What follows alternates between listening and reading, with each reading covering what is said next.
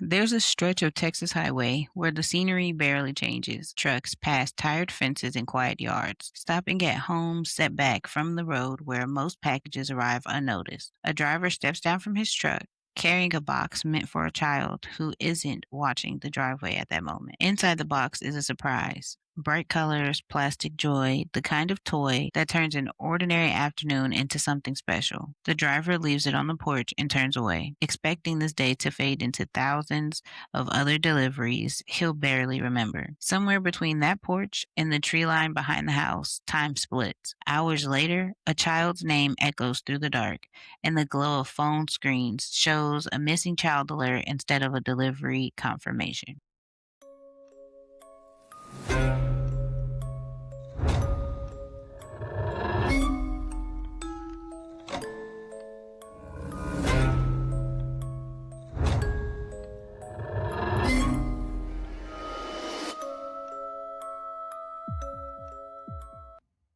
Hey everyone, welcome back to Coffee and Crime with Mom. I'm Nicholle. And I'm Zalle. Today's case is one that starts with something incredibly ordinary, a delivery, a package on the porch, and ends with a capital murder trial and a death penalty sentence. We're talking about 7-year-old Athena Strand in Paradise, Texas, and the contract FedEx driver, Tanner Horner, whose stop at her house turned into the center of a kidnapping and murder investigation. We'll move from her disappearance to the evidence inside that delivery van, then into the punishment-only trial, where jurors had to decide if he would spend his life in prison or be sentenced to death. Let's get into it. Today we're starting with that delivery, not with the crime scene tape.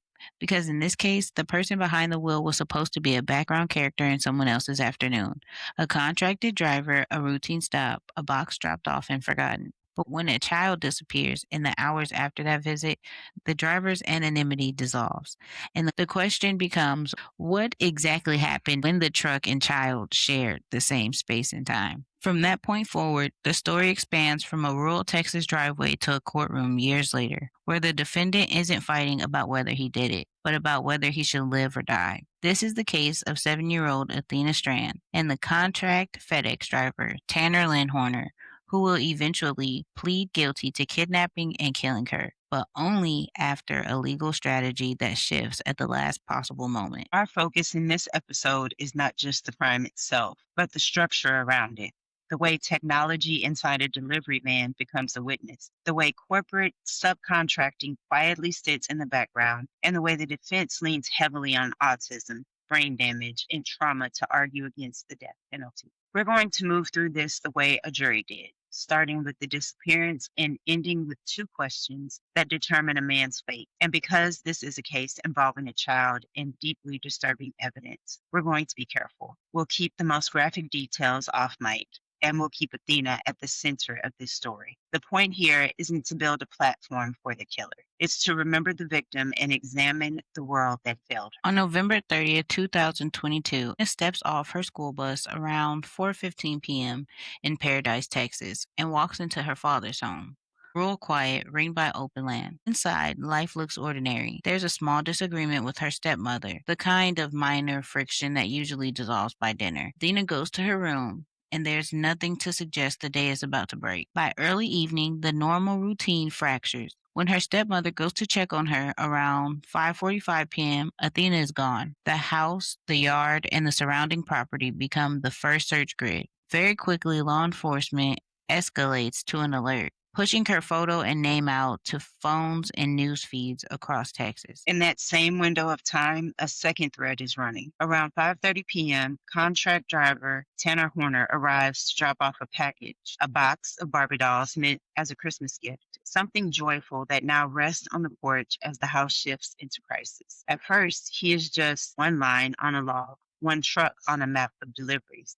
But as investigators reconstruct the timeline, digital tracking data and delivery records draw a clear connection between that visit and the window in which Athena disappears. Within days, they bring Horner in. He eventually leads Texas Rangers to a wooded area where they find Athena's body off that familiar rural highway. The physical search ends there. The legal story is just beginning. In his original confession, Horner frames what happened as a tragic accident spiraling out of control. He says that as he's backing his truck out of the driveway, he hits Athena, In his version, she's injured but alive. And what follows is panic uncontrolled, catastrophic panic, rather than calculated intent. He claims he puts her in the back of the truck, takes her away from the property, and at some point strangles her to keep her from telling her father what happened. It's a story that moves the crime from premeditated violence into a narrative of a man who says he broke under pressure, making decisions in seconds that cannot be undone. But modern criminal investigations don't rely only on what defendants say.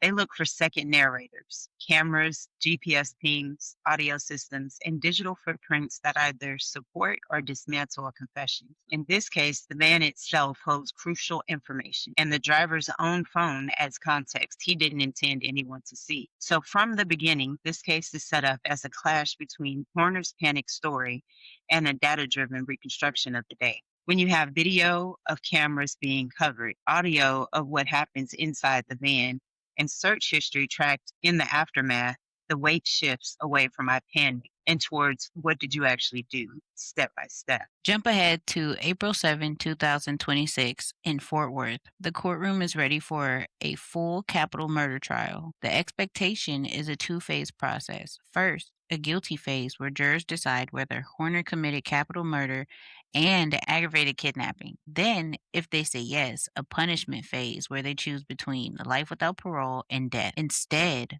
on the first morning, before jury selection really gets underway, Horner changes his plea to guilty. In one move, he removes the question of guilt from the trial entirely. The law responds by skipping the guilty phase and sending everyone straight into punishment. The juror's task narrows to a brutal binary: his life or his death. That abrupt pivot raises an obvious question. What changed? Why hold a not guilty position for years only to concede at the last moment? While we can't see inside Horner's mind, we can see the evidentiary landscape he was facing. The prosecution's case is stacked with audio, video, and digital trails that would have been played in front of the jury either way. By admitting guilt, the defense shifts its strategy. Instead of trying to convince 12 people he didn't do it, they tried to convince them that, given who he is and how his brain functions, killing him is not the right answer. The contest moves from facts of the crime to the meaning of those facts in light of his diagnosis and history. In the punishment phase, the prosecution presents an hour-long audio recording captured inside the contract van, documenting Athena's final moments. That recording reportedly leaves jurors and family members sobbing,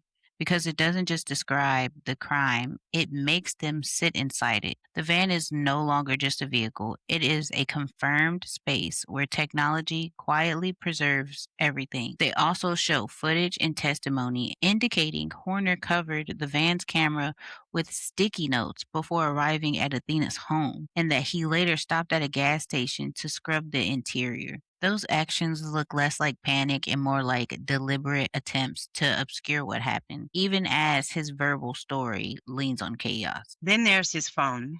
Digital forensics shows searches like Paradise Missing Girl, repeated refreshes of articles about the case, and questions about whether FedEx truck cameras record constantly. Those searches unfold as the community is out looking for Athena, and they put Horner in front of the unfolding narrative of the crime he already knows the ending to. Investigators also trace and recover physical evidence. Athena's clothing, hidden in his belongings at his home, tied directly back to him. Piece by piece, the prosecution uses these elements to argue that whatever happened in the driveway and in the van was not an accident that overtook him.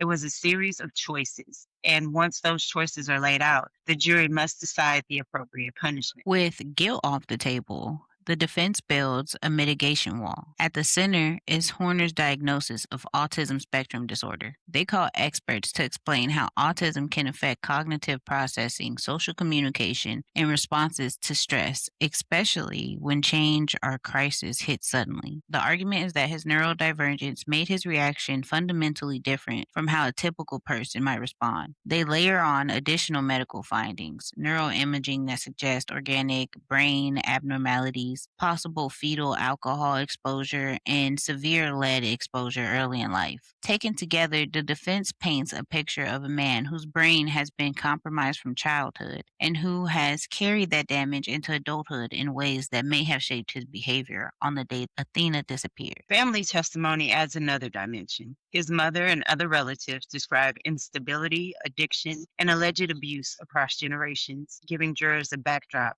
of generational trauma. The defense's message is not he is innocent, but he is deeply broken, and that brokenness matters when you decide whether he should die. Outside the courtroom, this strategy sparks debate. When autism and trauma are used in a capital case, some people see it as an honest attempt to contextualize behavior, where it reinforces harmful stereotypes about neurodivergent people and conflates diagnosis with dangerousness. The jury has to navigate that tension while holding the gravity of the crime itself. In Texas, a death sentence requires the jury to unanimously answer two specific questions. First, is there a probability that the defendant will commit criminal acts of violence that pose a continuing threat to society? Second, are there sufficient mitigating circumstances to justify life in prison without parole instead of death? In Horner's case, the jury deliberates for less than 3 hours. They answer yes to the first question. He is a continuing threat, and no to the second. There are not enough mitigating circumstances. Those two answers lock in the outcome, the death penalty. Judge George Gallagher sentences Horner to death by lethal injection. The legal process, which began with a plea shift and transformed into a battle over mitigation, ends with the harshest punishment available under state law. For the court, this is an endpoint. For Athena's family, it's just one more chapter in a story they didn't ask to be a part of. In a powerful victim impact statement, Athena's family addresses Horner directly, telling him he is a footnote in Athena's story and that everyone will forget him. That framing pulls the narrative back to where it should have always been, centered on a 7-year-old girl, not on the man who took her life or the elaborate machinery of defense and prosecution around. Now that you guys kind of have the full story, even though we left out the gruesome details, if you guys want all of that, please do your research and figure that out on your own. We're not going to put that on here. But we're going to go back and talk about the things that kind of caught me off guard, or I guess caught my attention throughout the case. The biggest thing though that stuck out for me, or I wouldn't even say stuck out to me, I would say pissed me off, would be the fact that they were trying to use him having a autism spectrum diagnosis as the reason why he did the shit that he did. First of all, excuse my French, mom, fuck you, because that is for me in the neurodivergence community to him personally. You and your defense team as a unit, fuck you, because that's from all what of you're us. doing, Yes. is giving people on the spectrum or people who live any kind of neurodivergent life a bad look or like reputation as A like, oh, stigma. now because they're on the spectrum and this is their diagnosis, then oh, now they can't do X, Y, and Z. Clearly, even if you're on the spectrum, you're functioning well enough that you were able to go out and get a job and work at FedEx and make a living and do all of this stuff where you're taking care of yourself. So hell no, that's not a problem with autism. I have 2 sons on the spectrum, and neither one of them would have thought that this shit is okay. My oldest has a hard time even killing bugs. Okay, he talks a lot of shit, but he's a softie. And then my middle son, the only thing that he really, I mean, he's rough, but it's more just like a being a little boy kind of way, or like even in the way that he loves you, it's rough. It's not that he's out of his mind and goes and does crazy shit. Just because he's on the spectrum doesn't mean that he's not stable. So that's insane. I think the stigma with the neurodivergent and people not understanding it, because it is something that, I mean, it's been around for a long time, but not something people talked about. It wasn't something that was out there. I don't think there was even research that was out in the forefront, but I think that it's putting them in a group of uncontrollable, or a group of people where you don't know what's going to happen. They could just pop off and go crazy and kill some little girl and do random things to And this that's poor little not girl. it. That is not what that is. And I think that I understand, as them being his defense attorneys, that they have to use whatever they can to try to lessen what he gets. That's kind of their job. But Yeah, I but that's think that it's unacceptable. very dangerous. It's extremely dangerous to put something that, first of all, has never been proven, that these people will just go off and start killing people. It's just a different way that their brain breaks down information. It doesn't make them violent, and I think that that's the Right. problem. When you get into them talking about, like, brain abnormalities, the lead exposure, any brain trauma, those are legitimate things to look at because we see, Right. especially trauma to the brain and Yeah. issues with your brain, those come up in many serial killers that we have and have not covered here yet. So those, I understand those, and those make more sense, and there's more proof in those instances of those things causing violent behavior, as opposed to using autism as a reason for that. That, first of all, it's ridiculous because there's no proof Yeah. that autistic or neurodivergent people at all are any more violent than any other human. Yeah, because it's bullcrap. That's the way I feel when they go in and there's somebody like, "Oh, they have schizophrenia." Okay, that doesn't mean that they're Mhm. violent They're violent, or they're right? automatically losing their shit. Their brain Mm, operates different. It's different from you. So yeah, and I think that's the reason why people on the spectrum have this bad stigma automatically, because for those who don't have those issues, then it's like, well, I don't understand that that's different. So now it's automatically an issue for me. And I think that that is horrible. I don't think that him having autism should reflect his punishment at all. this man is a sick man, and I He believe covered the that, camera with the sticky notes. right, he He knew did he what was cleaned going the on. van, he did all of this. That's all saying that you're in your right mind, you're making these decisions. Even if you did it and you didn't feel like it was the wrong thing to do, you wouldn't have went and cleaned the van afterwards. None of that is making any sense to None me. of So it. no, that has nothing to do with his punishment. It was just good that they had the cameras, even though he tried to cover Mhm. it. They had the cameras in the van. People, I mean, I think that what we see now, even in old cases, they're coming back with the technology that we have now. They can find where you have been if you have a cell phone Yeah. on you.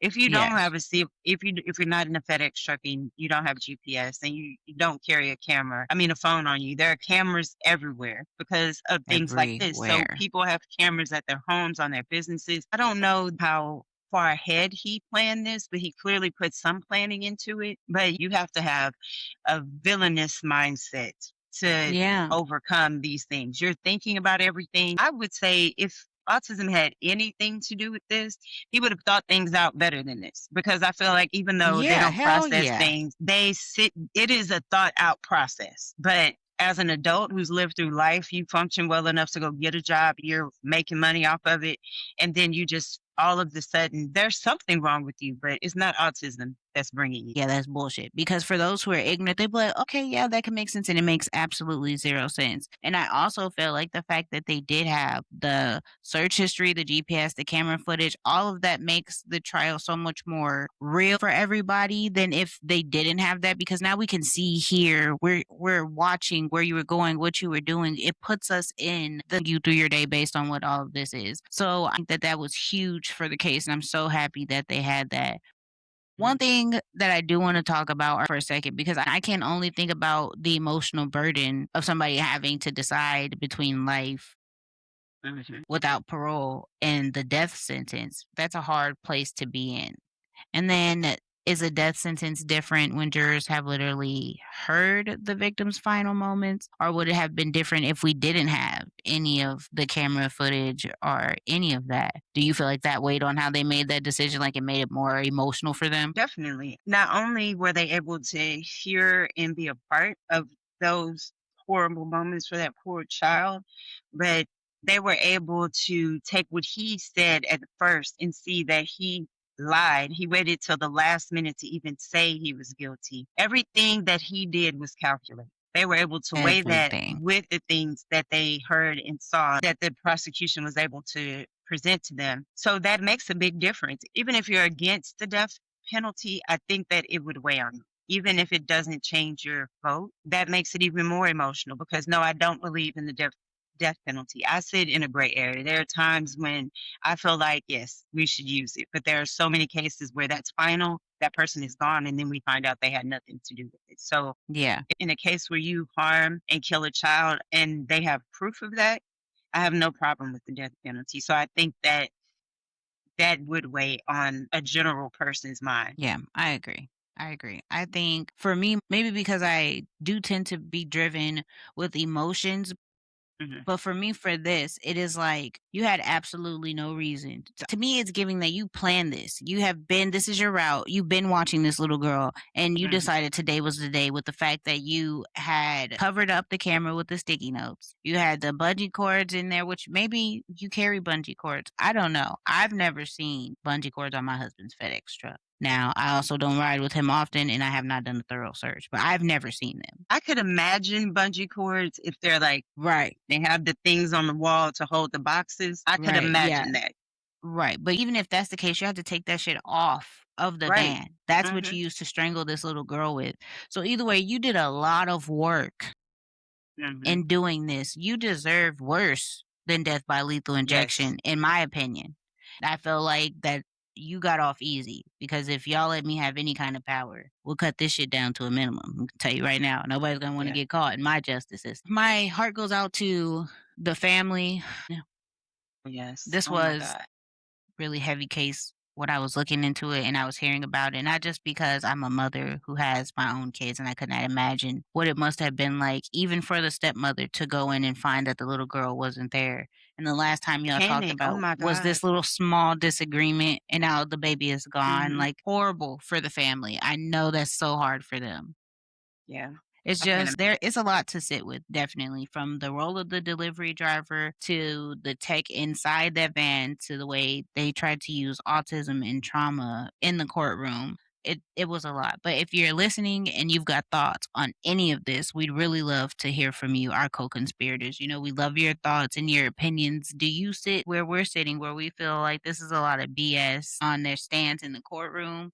Or are you one of those people who agree with him? And if you do agree with him, please let me understand. Tell me why, because I need to understand the thinking on your half. Because for me, Yeah. no. Right. Yeah. We want to know what you think. We're always interested in different opinions. We see things how we see them. That's how we live. I would love to hear any thoughts that you have, whether you agree or disagree.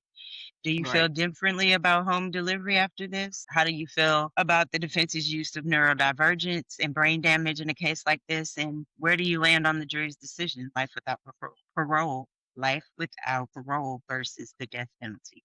Drop your reactions, your questions, even your disagreements. Truly, that's the kind of conversation we want the show to have with you as we try to remember Athena and examine the world that failed her without turning this into a platform for the man who took her life. If this episode resonated with you, the best way to support the show is simple. Make sure one, you're following or subscribe wherever you're listening. Two, leave us a rating and a review. Okay. So more listeners can find the podcast because without the reviews and the shares, subscribes, followers, we don't get out there. Share this That's right. case with someone who cares about true crime and how these trials unfold. And come talk to us on our socials. I mean, if you don't have a social, hit us up in the emails. We will email you back. Coffee and Crime Yes. with Mom at Gmail, at Outlook, wherever we are, it's Coffee and Crime with Mom. But your feedback really does shape what we cover and how we cover it. Please send us in like stories you want us to cover, episode ideas. We do shorter episodes on Thursdays where we cover still true crime, but maybe not the so catchy cases. Right. The less heard of cases, the Yeah. things that are more local to people that maybe Hmm. the big media hasn't covered yet. But we really want to hear what you guys want to hear. We would love to do something we've never heard of. If you have some case, we actually have done a few off of listener recommendations. The one Tyrell, I can't remember her last name, Oscar. Ascot, yeah. Yeah, so Terrell we've done Ascot. the Tara Ascot. We did that one off of a listener request. There was another, at least one other one. So we're listening. We're just waiting to hear from you guys. But we do want to say thank you for spending this time with us and for trusting us with the case this sensitive. As always, we try to center the victim, not the killer, and to ask hard questions about forgetting the human cost. Take Mm, care of yourselves. No, mm-mm, mm-mm, mm-mm. Hard questions and without. to ask the hard questions without forgetting the human cost. Take care of yourselves, take care of each other, and we'll see you in the And next we'll see you episode. next time. Bye. Bye, co-conspirators. You ready? Hmm. Hey everyone, welcome back to Coffee and Crime with Mom. I'm Nicholle. And I'm Zalle. Today's case is one that starts with something incredibly ordinary, a delivery, a package on the porch. and ends with a capital murder trial and a death penalty sentence. We're talking about 7-year-old Athena Strand in Paradise, Texas, and the contract FedEx driver, Tanner Horner, whose stop at her house turned into the center of a kidnapping and murder investigation. We'll move from her disappearance to the evidence inside that delivery van, then into the punishment only trial, where jurors had to decide if he would spend his life in prison or be sentenced to death. Let's get into it.